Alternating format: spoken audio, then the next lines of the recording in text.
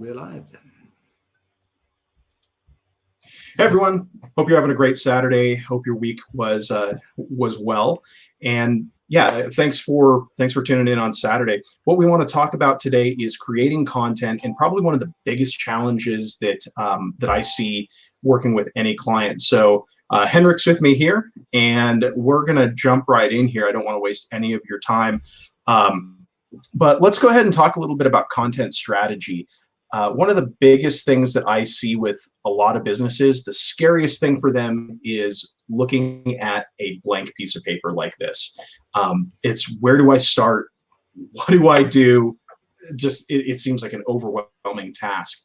And unfortunately, a lot of people either end up like this and just feel like they're kind of running around, chasing their tail, getting nowhere. Or they feel like this and they just want to pull their hair out and scream because they just don't know where to begin or how to get started. So some of the most common things that I see or with any kind of content strategy is, well, how does it fit in? You know, where does PPC start and social begin, and SEO? And this is a really cool diagram that I'd seen before via SEMrush. And to me, it's just really cool to see. It should be a holistic kind of marketing plan. You can't just focus on just PPC, especially now as we're into the kind of coronavirus times. You need to have a multifaceted approach, and you need to be doing PPC, you need to be doing social media and public relations, outreach, things like that, as well as having a strong SEO and content marketing strategy. And this is just to hit it from multiple fronts. Henrik, would you want to say anything about that as well, or kind of dive into this? No, I think you're spot on. So, okay. Yeah. So one of the things that I'm sure, Henrik, you've run into as well is just kind of why people get stuck. You know, I think for a lot of people, they get frustrated with any kind of content marketing plan because number one, the biggest thing that I see a lot of times is like fear of failure. They either, what if I get on camera and I say something stupid? What if I, screw this up? Or what if I? It's just a lot of fear that whatever they're going to put out just either isn't good enough, or it's not going to be well received by their audience or anything like that. And also just being overwhelmed and not really knowing what to write about. I mean, these are just really kind of common things that I typically see whenever I work with anyone. And it's, really the thing is that these don't have to be challenges. A lot of it's just all in your head. These things are super easy to overcome. And so what I want to talk about today is going from zero to hero, overcoming those fears, and then just really kind of putting a solid content marketing strategy in place. So one of the first things that I always like doing, and I know both Henrik and I have used this before, but keeping things in one place, be it Trello, or having, just a pen and paper, a notebook you've dedicated to your content ideas that you can just, as they come to you, you can jot them down and keep them all in a single location, a single place. That can be really, really helpful for coming up with any kind of content or really kind of developing your content strategy. So obviously making a plan. Henrik's talked about this before, but being strategic. We talked about this in our last webinar, but you want to be strategic. You want to be thinking through what you're creating, why you're creating it, and how that plays into your overall strategy, not just today, but a month from now, 2 months from now, a year from now. Think about those kinds of things. So as you're creating your posts, just have that kind of foresight in mind. That'll help shape your content strategy much more effectively than just trying to write for the next week or the next couple weeks. So the other thing that I found really helpful, and this has just been something that really for my own content strategies has really kind of created a paradigm shift, but record just day-to-day activities. Record yourself doing something, then play it back, write it out, write out a bullet list, create a Google Sheet or Google Slide Share, a PowerPoint, whatever is your best, whatever you like using there. But write it out, then you can easily go back into it and start pulling out bits that may be highlights, and you can focus on those for either an Instagram profile or Facebook or Twitter or Google My Business. But having that plan in place will really kind of help propel you into a much more effective time management and effective strategy. So the bottom line is that you need a plan, and without a plan, you're just you're shooting in the dark. So create that plan, make sure that whatever your plan entails, that again, it falls into a strategy that has enough foresight that you're thinking several months down the line, especially, post coronavirus quarantine and shelter in place kind of things. Did you have anything you wanted to add to that, Henrik? No, or let me go back to the previous slide, because overcoming fear. Okay.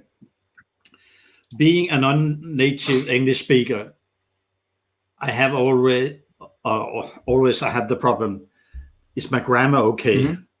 And seeing a lot of the comments in various groups, well, the grammar wasn't perfect. So I said, oh, Jesus, how do I overcome this? So I got a tool called Grammarly. You can go to grammarly.com. That helped me to, let's say, fix the grammar issue of it. So it's only the content block that you have to overcome. And there's a lot of tools also available how to overcome those. And one of them is you go to copywriter with a K, not a C. Okay. That gives you some ideas how to get into gear and get that flow of content flowing. Simply just adding bullet points or using a lot of bullet points, and use short sentences so that you come into some kind of a conversational, easy to read type of content. Yeah, and there's some really. We don't have to. We don't have to make a big thesis about content. We want to communicate, have a communication with the people coming in, and you could say the easier it is to read and understand, even though it's fifth grade or whatever. If you get the point out, that's the most important thing. Absolutely. And I think one of the things, I've seen a couple other apps out there that are really, really awesome. One that I've come across recently, obviously Grammarly is fantastic. Hemingway is another fantastic one. And like you're saying, you want to get it down to like bite-sized, easy to digest sentences, especially on particular platforms. We'll get into that here in just a second, but I think also tailoring that content to each individual platform can also really lend itself to a strong content strategy, where things like, say, Google My Business, if we're talking, wanting to put in keywords and make sure that we're being relevant for particular content topics, trending things, things of that nature, that's an entirely different strategy than just posting a picture, say, on, say, Instagram, and you're wanting to convey it through more of a visual medium. So, yeah, I think that just overcoming those fears is probably the biggest and first step that a lot of people need to take when it does come to a plan. So one of the things I always tell people is I kind of like to compare each social platform to a physical place. That way people can kind of identify with it and also understand what are the most beneficial kinds of content for each medium. So one of the things I always tell people is Facebook is kind of like the backyard barbecue. It's a little bit informal. You can get away with a little bit more, but obviously you wouldn't want to, you wouldn't want to do hard pitches. You wouldn't want to just go into Facebook and be like, hi, here's my services and this is how I can help you and blah, blah, blah. I mean, you want to nurture that relationship a little bit more than just jumping right into it. Similarly, like Instagram to me it's visual. It's all about that photo that you take, and if you can create something that's visually intriguing or interesting, I think that tends to lend itself to Instagram a lot more. One of the common problems I see is a lot of people with Instagram, they'll want to do like 20 hashtags with it. And if you're cross posting it with Facebook, just be aware that doesn't always look great. And it kind of looks, if someone's all about Facebook and not typically using Instagram, there's kind of a disconnect there. So just keep in mind, right tool, right platform, and right program. Similarly, Twitter, I kind of liken that to the bar, where you're not going to have this super in-depth, verbose conversation with anyone. You're really going to be exchanging short bursts back and forth. It might be little quips and banter back and forth with your audience or people that you're dealing with. GIFs are fantastic for Twitter because you're kind of exchanging this quick back and forth with people. LinkedIn, obviously, this is your BNI or business networking type group.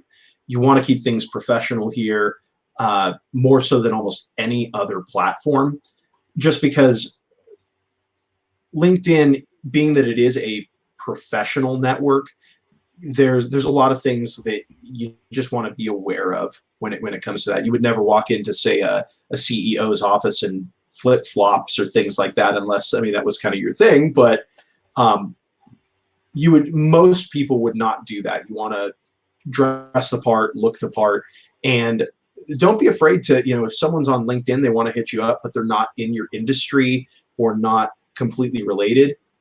I personally think it's okay to say, hey, look, I'm totally fine being friends with you on Twitter and Facebook, but depending on how the professional nature and that type of relationship, maybe you may or may not want to add them on LinkedIn.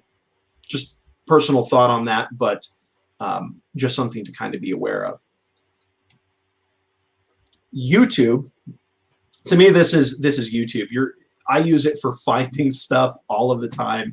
It's how-tos, informational stuff, general entertainment, but my kids are like this too. They see something on YouTube and they're like, yes, this is exactly what I want to watch. Or, I've fixed my washing machine through YouTube. So informational content tends to work really, really well on YouTube.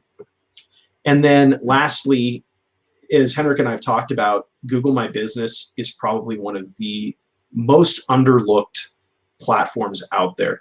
A lot of people just aren't leveraging it to its full capability. There are a lot of changes that have kind of come about due to the COVID-19 pandemic. But in general, leveraging your Google My Business posts are one of the most effective ways that any local business or even nationally based business can really enhance their brand. Would you want to add onto anything, or do you have anything that you would want to add to that, Henrik? Yeah, let me go back to Instagram. Sure. I think maybe one of the good sources to look at is Gary Vee. If you go look up Gary Vee on YouTube, unfortunately he swears for each second word. Oh yeah, he curses like a sailor. But he get a message out, and he said, Instagram, TikTok, YouTube, you have to be there because that's Absolutely. Your free advertising, your communication channel, free of charge. So depending on what kind of business you're in, you can give it full blast as an influencer on Instagram or as a business on Instagram, but it's two different messages that you're sending out. And he started out his own Instagram by just having a camera, and he was speaking into a mobile phone on a daily basis from meeting to meeting in meetings, and he posted up on Instagram. And I don't know how many million followers he has on Instagram. He did repurpose that on YouTube, where he has several channels, and depending on again what kind of segment he wants to reach. He posts them on different channels.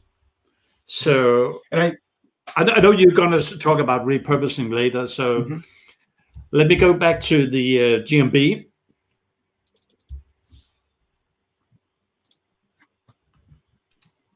Because that's where you can increase your Google visibility free of charge. Mhm.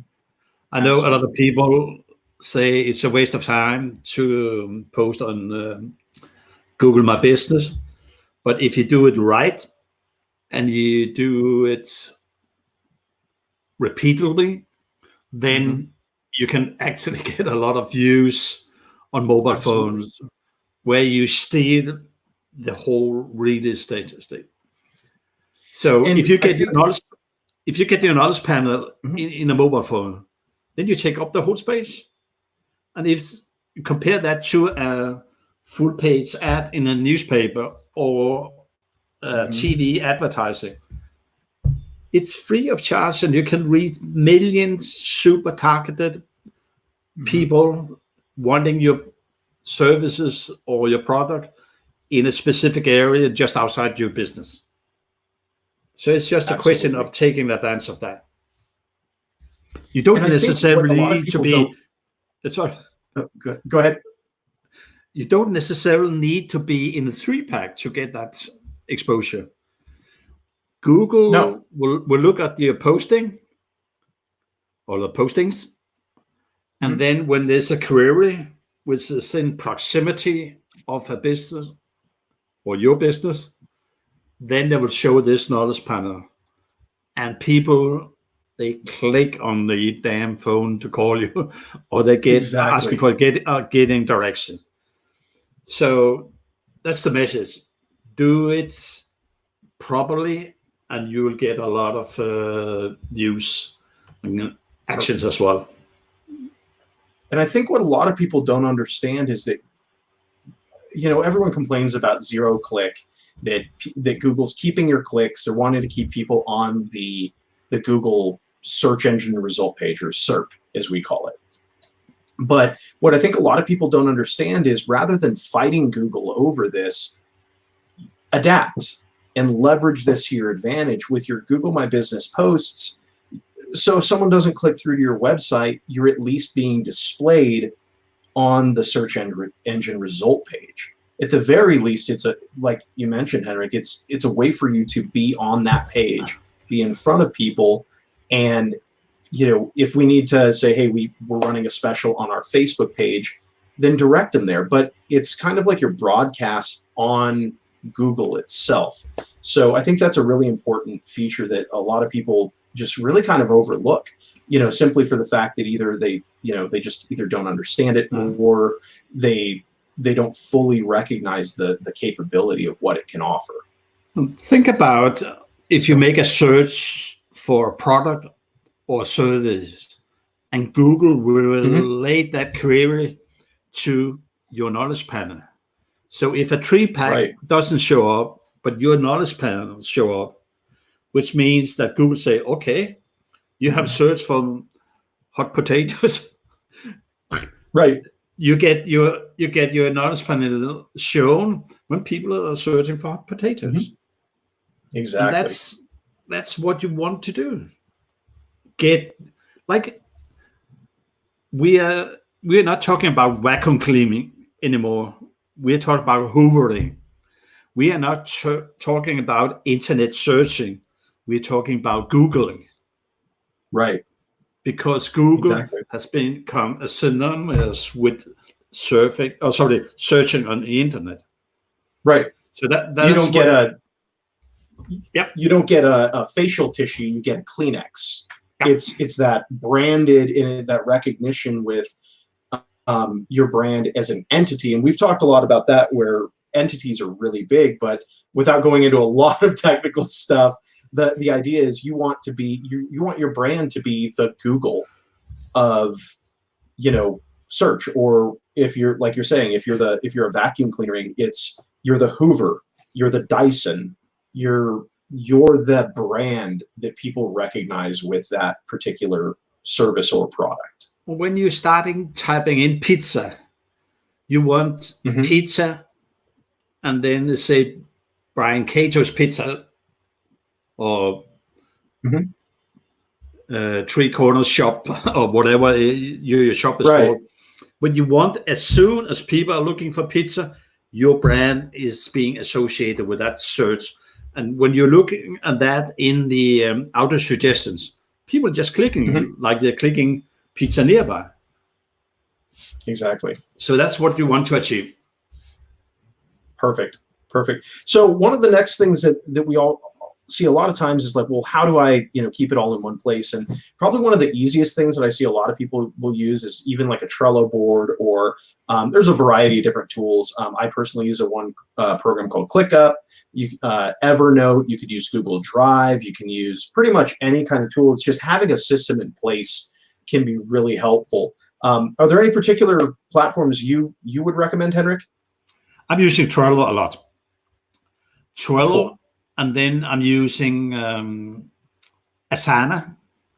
Yep. But that's also for keeping my VAs under control. So that's another Perfect. point. And Google Keep could be Yep. an alternative, and free of charge, of course. And those are all free, Yeah. if I'm not mistaken. I know Trello's free. Google Keep, that if you have a Gmail account, that's already in your Gmail account. Yeah. You can use that as just like a quick note taking or ideation kind of tool. But the thing I think that a lot of people get hung up on is kind of extravagant system. And really, I mean, if you had a pen and paper or a dedicated journal that you could just jot down ideas in, that's really all you need. But you want it in one place, which is, I think, what makes Trello really nice, or even Asana, is that it's online. You have multiple people contribute to it if you have a team that you're working with, or if it's just you. Just having something that you can just get to quickly and jot down an idea.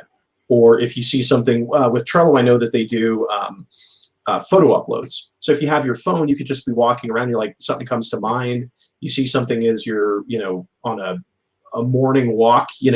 Of course, right now it's kind of a solo morning walk. But if you're on a morning walk, you can just take out your phone, snap a photo, send it right to Trello, and that way it triggers that mental reminder that here's something that you can potentially be creating content, be it a blog, a video, an article, anything about that. So I use it in a special and way. then I go. what's that? I say I'm using Trello in a special way. All my bookmarks I put into Trello Oh yeah. because I'm using Chrome, I'm using Firefox, I'm using Explorer, I'm Yep. using Opera, and in order to just get all my content ideas and things like that, I had an add-on and an extension Yep. to the browser, put it into Trello, and then I can go and look at what I have to check, content ideas and things like that. Absolutely. Yeah. And it's kind of a brain dump. It's downloading your entire brain and everything that, I think a lot of times we get busy and we're like, that would be an awesome idea to blog about or to write about. And if you're not writing it down, if you're not putting it into some place that you can come back to and reference, it just kind of fizzles away. And what I like about any of these kind of systems is that if you're ever stumped on content, just go back to your Trello board, go back to your journal, go back to whatever program you're using, as long as it's in that one place, and start going through that. Because as you come up, you may have moments where more ideas come to you than other times, and you can always go back to this and reference it in order to just pull from at any given time. And again, it doesn't have to be fancy. The next slide that I got on here, this is an example of like a content calendar that I've used before. And it's literally a desktop calendar with sticky notes. That's it. Nothing extravagant, nothing fancy. It's literally pen and paper, but it's that plan. It's the process in order to just think through what you're going to be writing about, how you're going to be writing about it, and then you can execute it. So in general, I'd love to hear about, some of the strategies that you go with, Henrik. What I do is I literally will spend, if I'm doing social media for any client, I can typically get it done between 2 and 3 hours for literally the entire month, using a plan like this, because what I do is I like the sticky note may be, we'll say pink for, just a industry related article. I know on this, I would have to go out and I would have to create, let's grab a pointer here. I would have to come up with a piece of content here. Mondays always have some kind of industry related article. Wednesdays always have some kind of industry related article, and Fridays. And I may repurpose content. I may just go out to, one of my favorite blogs and say, okay, I know I need to grab, something that's not necessarily time sensitive, but something that is relevant and related to that particular, to my industry.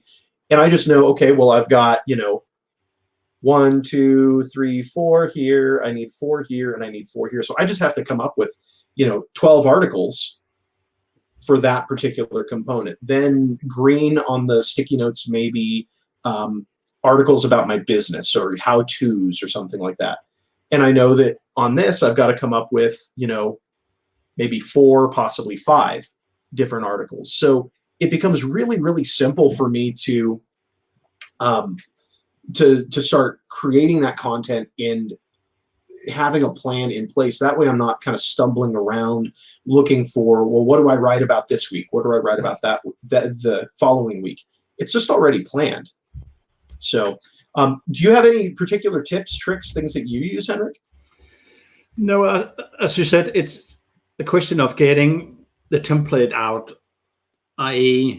you have done your keyword research and, and translate that into a content template and spread that template out so you have a continuous flow in of content. So you're feeding the bots. And that means... And I think what also... Go ahead. No, that means that you, of course, should have thought about your silos and things like that before you start making any contents or content plans. Yeah, I think what's also really important with that is that, oh, wow, evidently my phone's blowing up here. Sorry, let's kill that here. What I think is really important for a lot of people to understand is that the content strategy can also, it keeps you on target and it keeps you from wandering off into, well, this might be kind of cool to write about this. If you have a content strategy, number one, obviously keep it simple, stupid, make it super easy on yourself. Don't overcomplicate it. But with any successful content strategy, think about, if you're an HVAC, we know that, okay, so seasonality would say that with HVAC right now, you're probably, as things start warming up, you're probably no longer looking at furnaces. You're going to be transitioning into air conditioning. So that can kind of set the tone and keep you on target for any kind of upcoming trends or hot topics that people may be searching for, which actually kind of it propels us into the next slide here. Ideation, different ways to come up with ideas for your content. And I personally will leverage RSSs a lot. I look at Google, either the people also ask, which is the little toggles. If you're searching on Google, you'll see people also ask about, if we're talking HVAC, it might be, when should I replace my, when should I have my furnace tuned up, or when should I have my air conditioning tuned up? My air conditioner makes noises. What does this mean? Different related searches to it. Again, bottom of the page, you can also look at the related searches there. Google Trends will also give you a really good indication as to what people are searching for throughout different times of the year. And then just auto suggest with Google. If you start typing something into Google, it'll start spitting out keywords for you. And you can use that to kind of come up with your silos or your particular keywords as well. So any other techniques you would use, Henrik? Yeah, I'm using the digital DTM is called, the Digital Marketers Toolbox. Yep. And it's a super program to mine data and ideas for your content creation. And it has a section which actually is a content template creation, where you can actually export it out and import that directly into your WordPress site if you're using WordPress. But it's a tool that is super in analyzing the market. It shows where the money is flowing in the market, and by going into analysis of that, it helps you creating the silos that you should structure, and it helps you creating the supporting posts for the silos. And it has a lot of related searches of people also ask, and you get the very questions that people are asked, the who, the why, and so on. So it's a super tool. Awesome. And if I'm not mistaken, there is just so anyone watching this, there is a cost for that, where we can definitely if they're interested, hit us up and we can throw a link into the comments here. But that it's a super powerful tool. I was just, you showed me that. Just mind-blowingly powerful. Definitely if you're wanting to take content marketing seriously, it's one of the tools that should be most likely in your toolbox. So yeah, perfect. And we shouldn't forget the keyword surfer, which is from SEO Surfer. It's a free plugin, and it gives you also Roof's plugin, right? Yeah. So that gives you also the search volume, people asked, and give you a good indication of where things are moving in terms of a specific keyword. Cool. It's so free. For a lot of people, that's even better, right? Can't complain about free. What I see a lot of people do is they also struggle with where to kind of compartmentalize. Now, this is just something I found from Larry Kim. And what's really interesting on this is that you can start creating different articles based on, we call it the different stages of a buyer funnel or buyer's journey.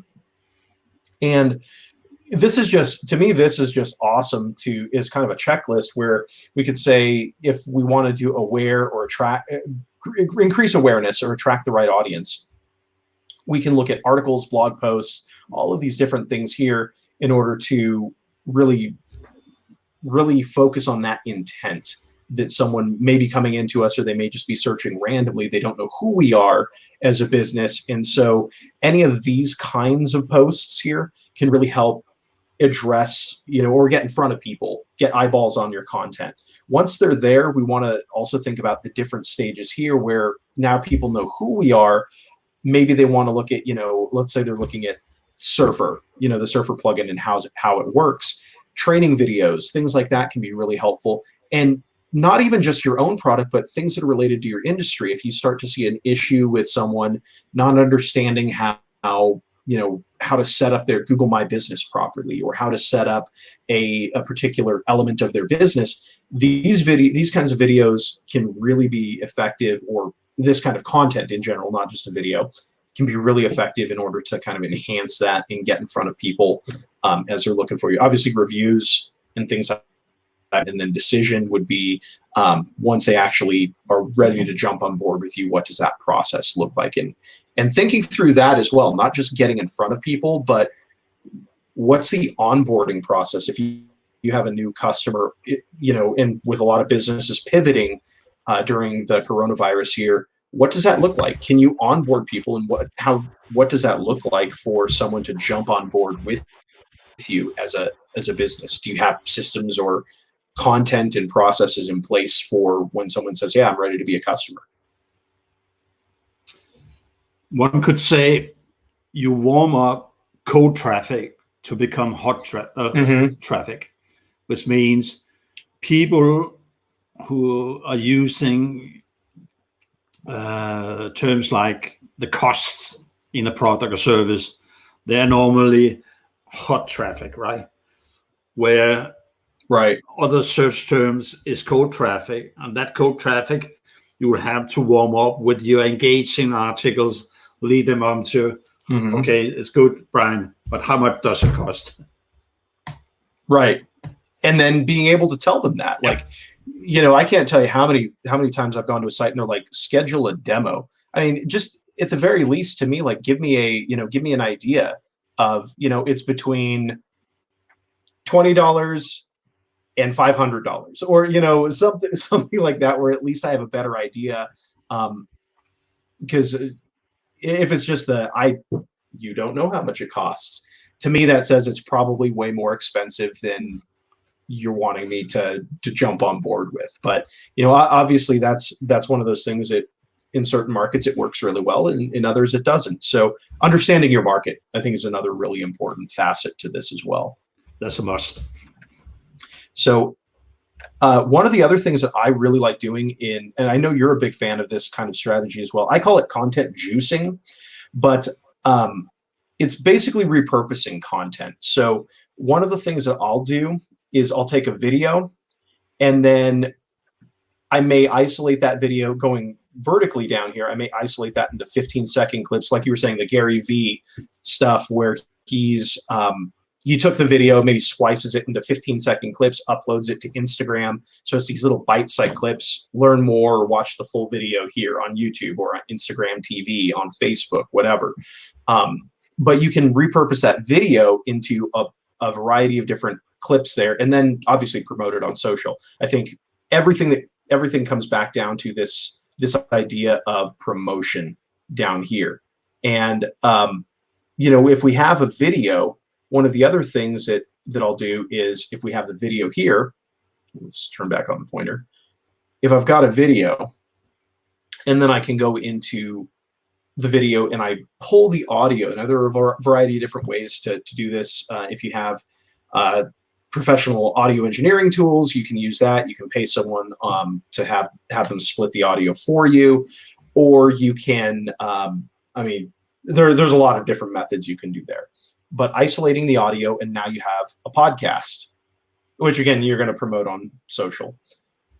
You can then take that audio, convert that into text, and then use that in conjunction with a blog article, or maybe write a paragraph or two in a blog post.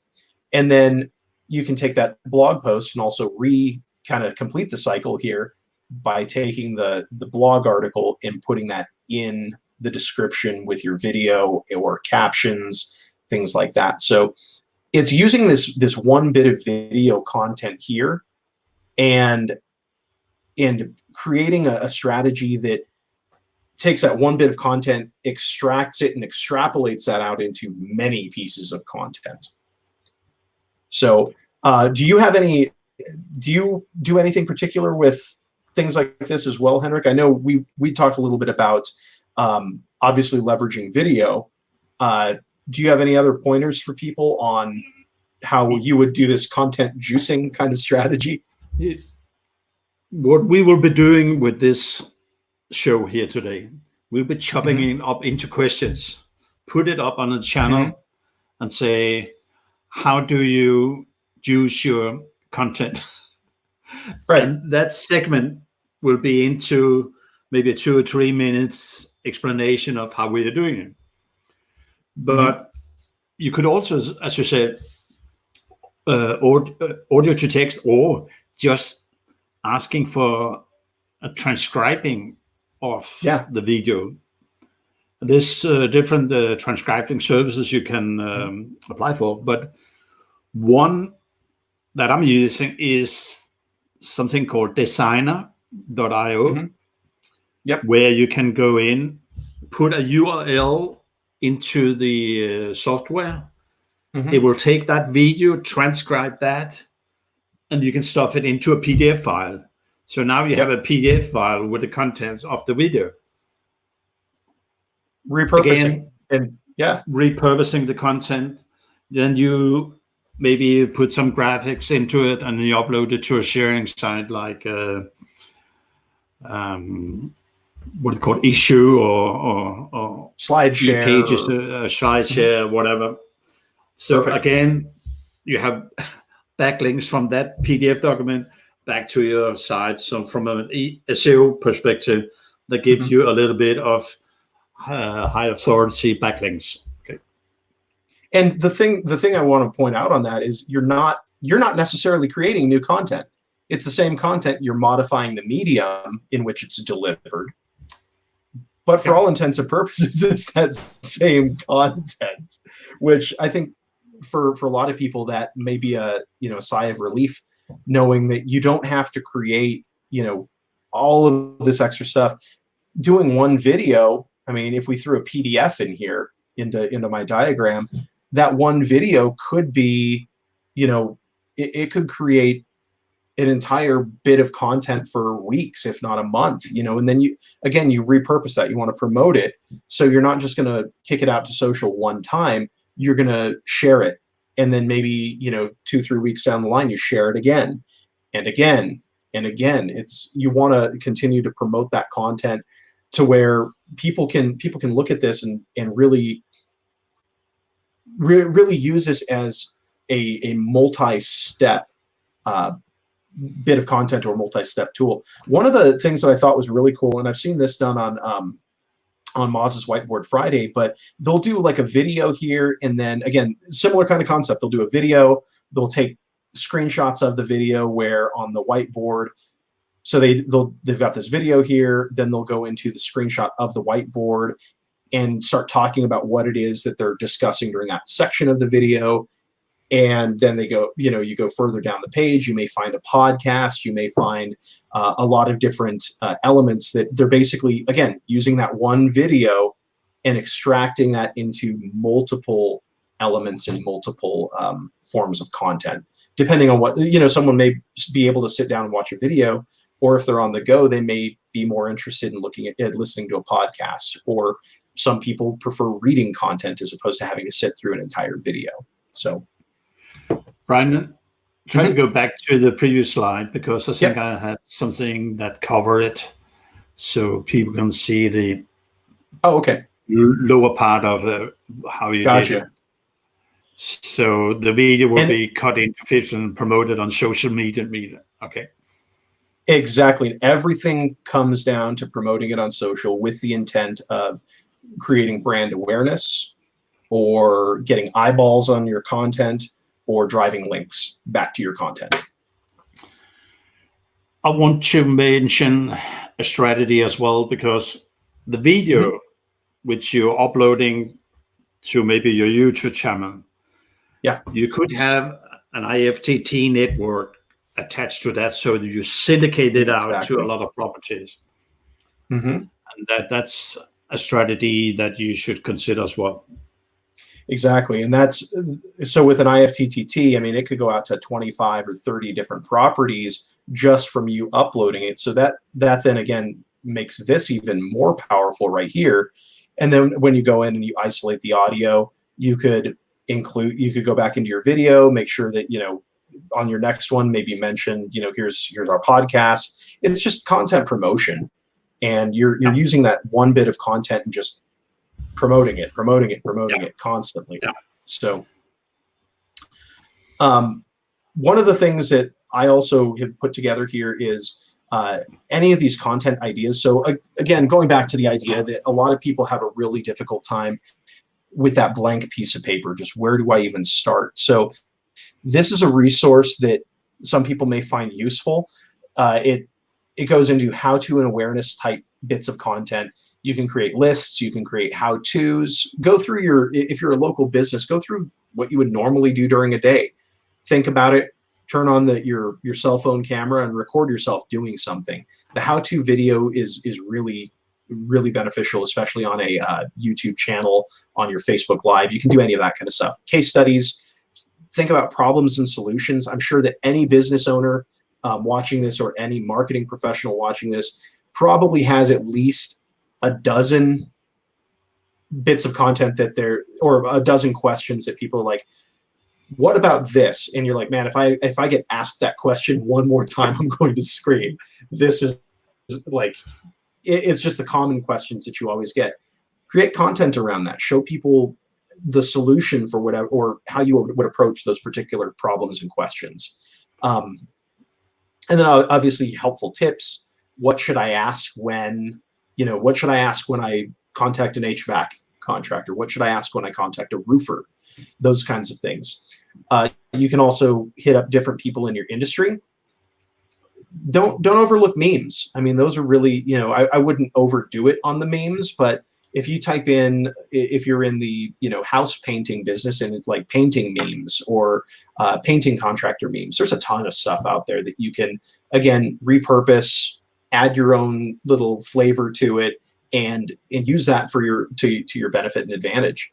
Current events, generally speaking, those tend to go over well. I try and stay away from politics and things like that because that tends to be very polarizing. But any kind of current issues that affect your industry directly, by all means, go for it. Yeah, but also remember, if you're a shop owner, yep, all those questions you're getting asked when people come into the shop, how do I do this? What kind of color should I choose to so and so and so? Those are small ideas for content, either video, written, FAQs, and in Google My Business, what you call events is the most underutilized possibility that you have. Because if you have an event going on in the city where you're living, why not post that on your Google My Business saying that, well, Clarksville is having a festival here from so-and-so to so-and-so. We'll be open for your requirements, blah, blah, blah, blah, blah.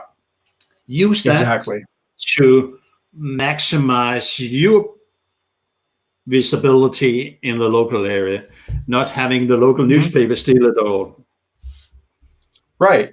Or, at the best case scenario, the local newspaper starts using your article for their content. So it can be a really effective way to get your message out there, answer the questions, be helpful. And it honestly, you need your cell phone.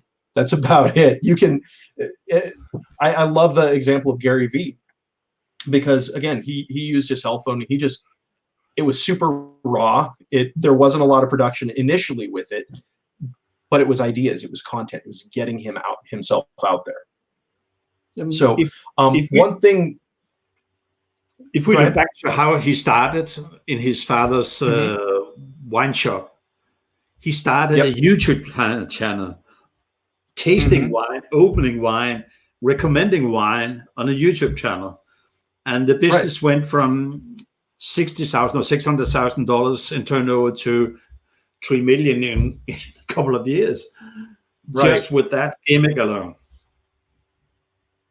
Yeah, it's an incredibly effective strategy. I do want to note that if people want to download, there's a bunch of resources here, and flip over to this screen. But if you wanted to download any of these resources, oops, let's reflow this. Oh no. Here we go.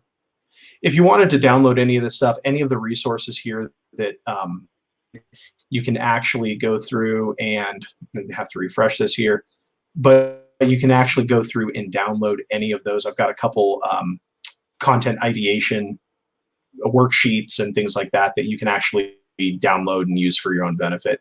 So this is just taking a second here. At any rate, there we go. You can download a bunch of stuff here, and use it to help your business out, especially during these times here. It'll give you something to do instead of just sitting around and watching Tiger King, which I'm sure everyone's doing right now.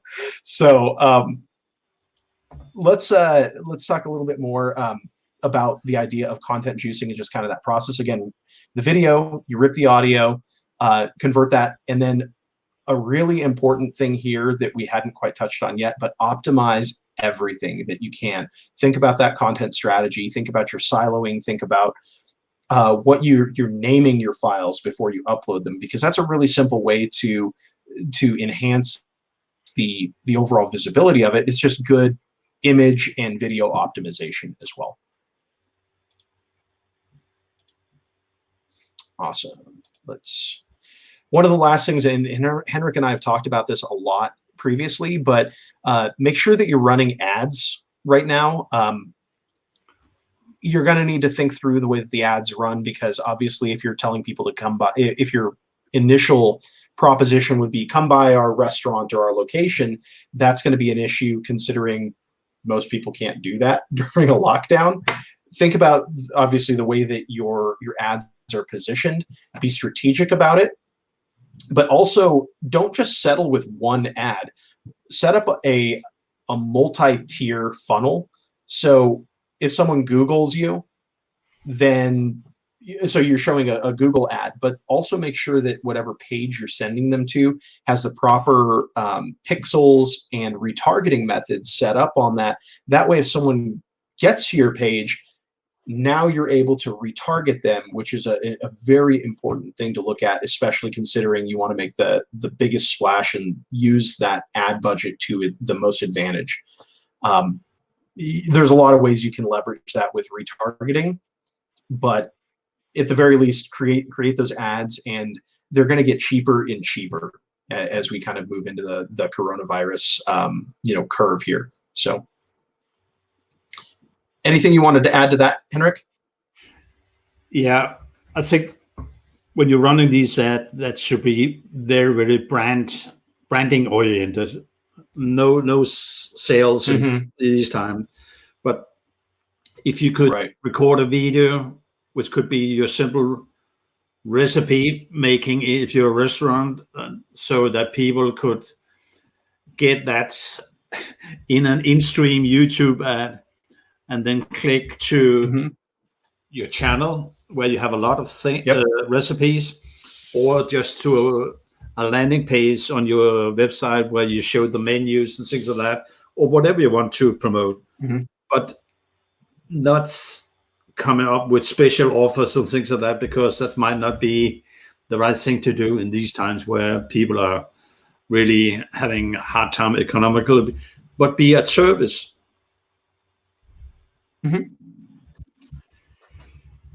So if I was the bar owner, I'm sorry, I didn't tell you that. This morning, there was a newspaper article about a bar which was closed by the authorities, but their drafted beer was reaching expiry. So they contacted the authorities saying, okay, we want to hand this beer out free of charge instead of just wasting it. Right. So they said people can come between so and so with their own 2 liters or 3 liters bottle and get a beer. And that's awesome. They arrange so that the queue will have the proper distance, so they put marks outside. And then people could just show up and get a free beer instead of they just put it into the sewer. And I think that that's a great point. The idea of philanthropy and helping people out. You know, if a business, you mentioned when we talked the other day that there was a company that had sandwiches, and they were like, well, this stuff's going to go bad if we don't use it or sell it. Rather than, if you have it, it needs to be used up, or if there's a service that you can do to help someone, the paying it forward, doing that kind of philanthropy is really gonna help your business out, because after the coronavirus is said and done, I mean, it could be another month, 2 months, we don't know, but once it's all said and done, people will remember that you're the guy that gave out free beer. We love your business, And I think that paying it forward is a really important thing to do right now. One thing I wanted to show people also on the ads is that Google is making those ads look a lot more like search results, which, kind of a sneaky thing on Google's part. I mean, you could argue that, but one of the things that you'll notice here is previously, I mean, this used to be a yellow really, it really popped off the page. They changed it to this green, which I don't think is nearly as obvious. And then more recently, it's just marked by this little ad kind of icon right here. And I think what a lot of people need to understand is that Google is moving towards, they are obviously, they're an advertising company. I mean, you could argue that they're a search engine company, but really they're in the business where they make all of their money is through ads. So if you're not advertising, you're kind of missing out on some of that real estate on the home, on their search page, because that's just the unfortunate reality of it. Right now, again, ads are getting super cheap. At the very least, throw in a little bit of cash into, if you're able to throw that in there, and that way at least you're still providing traffic and leads and things like that to your business. So, well, Brian, you can say we can help businesses in coming up with strategies where they can get dirt cheap advertising and take advantage of that. So hit us up and we'll help you.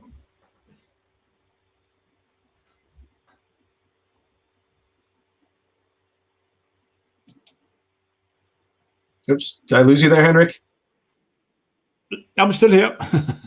Okay. Yeah, my internet, I think, just dropped for a second there. Oops. That happens.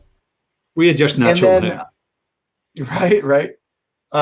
So with tools and management, there are a few things, as you mentioned. IFTTT is one that I know both you and I use extensively. Zapier is another one. Again, IFTTT is free. A lot of people like that. Zapier, I feel, is a little bit more robust, but there is a charge for it. And then obviously Buffer, and they actually, for the paid versions, they have a thing called Pablo, which it's kind of like Canva. ClickUp, that's the one I use. Obviously, you mentioned Trello. Google Drive, pen and paper, and of course, let's not forget GMB Mega Poster here. That's kind of what we're using for bulk output of your Google My Business posts. And I'll let you talk a little bit more about GMB Mega Poster here, Henrik, since you help architect the tool, and you know that tool inside and out. So explain a little bit more about what users could use it for, how they could use it, things like that. Well, it's a tool that is an extension of the Google My Business dashboard. But the benefit is that from within the tool, you can manage several GMBs, which means that you can post to, well, let me share my screen. That's maybe easier. Perfect.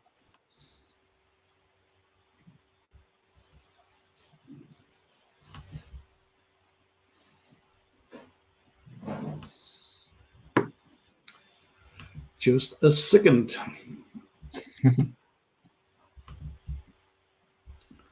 Can everybody see my screen? Yep, I see it. So in the GMB, you have here a possibility of selecting different accounts. So if you have 2 or 3 accounts that manage several GMBs, you'll be able to select an account, and here in location, you will see the GMB in question, and you can go in here and you can select different kind of GMBs. Okay. So if this account called Henrik Hansen 2 is managing 10 GMBs, I can go in and select it there. And then you have let's say the actual posting area from the GMB post content is there.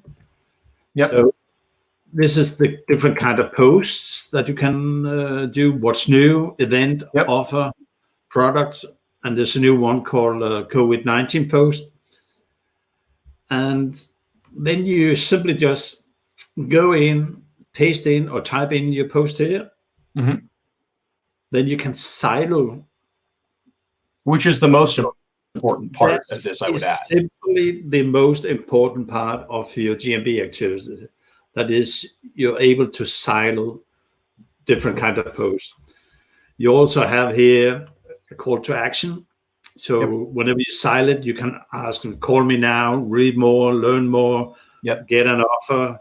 That's a different possibility. And then here, if you tick this box here, then whenever you are going up and hit post now, that post will be prepared as a blogger post. And that blogger post, when you get that live, will be syndicated out to your IFTT network because the blogger will be connected to an IFTT network. That's awesome. Then you can also say repurpose. So the article that you just have made, if you want to post that on another GMB, if you have checked this recycled content, then that post can be posted immediately out to another GMB if you like that. That's awesome. You can, of course, add photos. You can use existing photos, but we'll make a thorough run through of the software later on. But that's simply a possibility to using an existing GMB. And then, of course, you can optimize your images, so you can geotag your images that you're uploading to get more proximity relevance. You have the ability to go in and make in drive direction in Google Maps, and you have what you call a spin board. If you're using spin text, you can generate a lot of posts quite fast. You can go up and say, I want to have the same post in a frequency. So you go up and tell, I want it X numbers of days. So if you want to post it each 31 days or 32nd day, you can go up and put it in there. Awesome. And then you can. It's an incredibly powerful tool. And then you have, of course, the possibility to use take your content schedule and schedule it out into the future. So as you said, you were doing 1 month of content within 2 to 3 hours, but you can then schedule it out here. And then you also have the possibility to get your ideas, content ideas from an RSS feed in there. And I think what's important with the idea, a lot of people are like, well, I don't know, I want to make sure I'm authentic and whatever on social. The idea behind automation like this isn't that it's a set and forget kind of a thing. What it is that you're pre-queuing all of your content. That way you're not having to come up with stuff on a daily basis. And if you miss a day, well, guess what? You've already got it in schedule. It's going to post and do its thing anyway. What that enables you to do as a business owner or user at that point is then you can focus on engagement. And when people comment on your content, you don't have to be juggling both of these things at the same time. You've bought yourself additional time because we know that all the content's already going to go out. And then all you have to do is, thanks to you for the post or comments on it, then all you have to do is just interact with them. So it cuts down the time necessary. Again, back to the whole idea of fears and challenges that people often face. You're cutting out the time that it takes to have to create content on an ad hoc or one-off basis. You're uploading all of that for the entire month or 2 months or however long you want to schedule that out for. And then you're just engaging with people. You're interacting. So I think that's something really important that a lot of people, once you get the hang of that, you can really benefit from better time management on when it comes to managing your social media and content strategy. And you can import posts in a CSV file if you like that. That's also. And then not to forget, you can look at your reviews, answer the reviews. Yes. It's open for it. It's not possible at the moment because of the COVID. You can go in and manage your Q&A. So if somebody are asking a question on your knowledge board, you can go in here and look at it, and you can answer it. And if you have made a silo, you can go in and edit the silo. So if the silo for some reason is wrong, you can go in and edit the URL that is linking the silo structure for you. And then, and not least, you can grab all your GMB URLs and use that to some serious stuff behind the lines. The powerhouse move right there. That's awesome. Cool. So if you can switch back to my screen, we do have a challenge for people. And I know, it's a Saturday. We want to make sure that what we're doing is we're providing some value for you and also challenging you with something that that we'd like to see over the next week here. So are we able to, do I need to read? Okay. So our challenge to you right now is we'd like you to take and create a minimum of 3 pieces of content this week. Share it to social, and it could be either a blog content, it could be, your Instagram post, it could be any form of content, just to get you started. Obviously, if you can create more, awesome. If you can juice that content and you're really wanting to go pretty aggressive with it, awesome. But what we want to see you do is tag it with this CV content challenge and share it. Tag one of your friends in it. Make sure that we'd like to see a lot more engagement out of this. And I think that could be something really cool to see some businesses get involved with, really capitalizing on the idea that now is a fantastic time to be creating this content for your business.